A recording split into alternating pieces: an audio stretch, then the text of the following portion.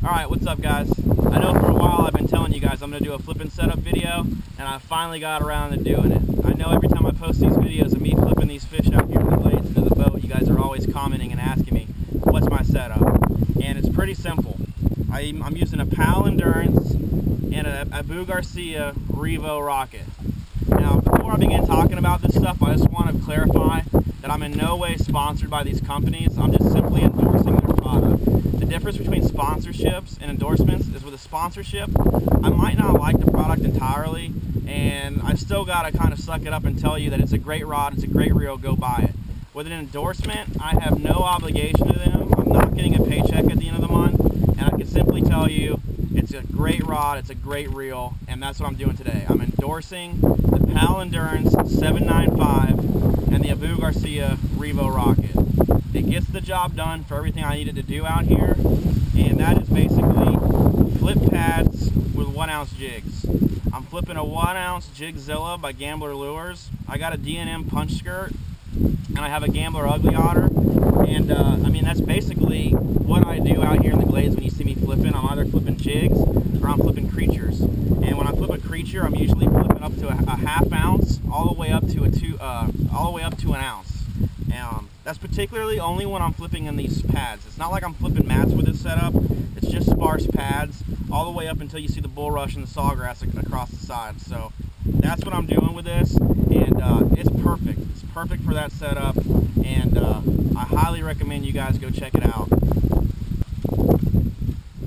The reason I picked the PAL Endurance 795 is because it's a 7-foot 9-inch long rod, which gives me plenty of leverage when I'm pitching these jigs out, you know, far away from the boat. I still have enough backbone and enough length in my rod where I could set up and still have leverage on those fish. Another great feature about the PAL 795 is it has a really soft tip, soft enough to where you could feel those subtle bites. Sometimes when you see me fish these canals in South Florida, it's really windy. Like today, for instance, it's blowing about 20 to 30 miles an hour. I have a drift sock behind the boat, and it's barely enough to keep me where I could efficiently fish these pads.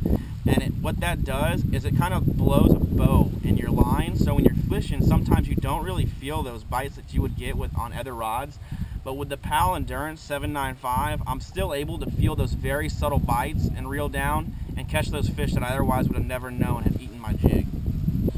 The reason I picked the Abu Garcia Revo rocket is because I'm covering a lot of water really fast, and I need a reel that's going to allow me to pitch this jig out, crank the handle 3 or 4 times, and bam, I'm ready to pitch it out again. As you can tell, the winds blow me pretty fast, so I need to be able to fish this water fastly but efficiently. And with the Abu Garcia Revo rocket, it allows me to do that. I have it paired. I have this rod and reel paired with Suffix 832. It's 80-pound test. I know a lot of people kind of complain about Suffix, and the only complaints you'll hear is that it changes color really fast. It doesn't really hold its color over time. And honestly, I fish pretty clear water down here, and that is yet to be a problem. I'm still catching 20 to 30-pound bags, and the fish have not really, been affected by the color of the line. If that really is a problem, if you really don't feel comfortable with it, you could take a Sharpie and you could just draw on the line, like a foot or 2 up the line, and it's totally black. So I have yet to break off a fish on Suffix, whereas other braids I was using, I was snapping off, and once the braid gets old, it'll snap like butter. And this is pretty old Suffix on here, and it still seems to hold its strength up. So again, I'm just saying I like the Suffix so far.